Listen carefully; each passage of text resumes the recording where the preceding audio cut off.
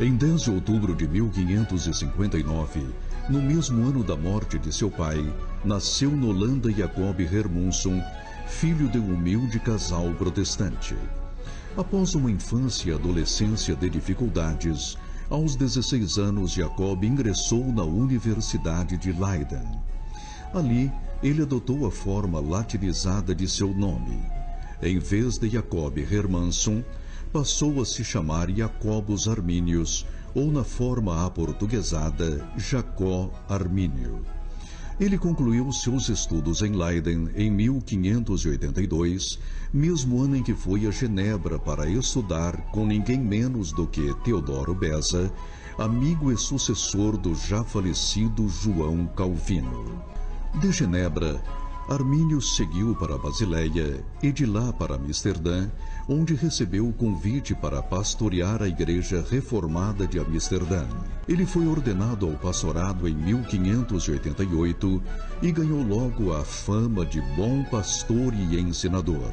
Em 1603, após 15 anos de profícuo ministério, Armínio aceita o cargo de professor na Universidade de Leiden. Foi em Leiden que começaram os primeiros e históricos embates teológicos da vida de Armínio, sendo o principal responsável pelos ataques desferidos contra ele o teólogo e professor calvinista radical Franciscus Gomarus.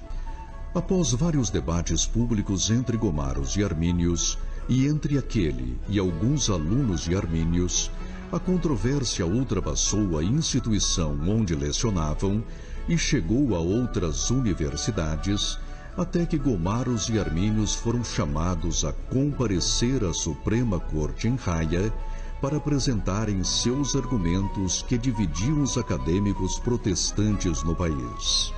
Ao final da exposição de cada um, a Suprema Corte, formada por 8 magistrados, declarou que os ataques de Gomarus a Armínio eram sem sentido. Em 1608, uma assembleia foi convocada para ouvir os dois professores de novo e novamente Armínio saiu vencedor. Na ocasião, ele leu a sua célebre Declaração de Sentimentos.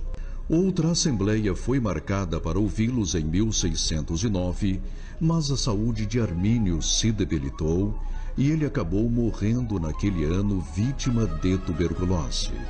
Em seu enterro, foi honrado por seus alunos. O conflito, entretanto, seguiria após a sua morte, simplesmente porque o efeito Armínio rachara o meio calvinista na Holanda. Com o objetivo de se defenderem dos ataques sofridos, 46 pastores e teólogos arminianos resolveram assinar um documento em que expunham e explicavam o seu pensamento. Esses arminianos receberam o nome de remonstrantes, expressão derivada do holandês e que significa reclamante ou protestante. O documento em defesa do arminianismo continha 5 pontos e foi elaborado em janeiro de 1610.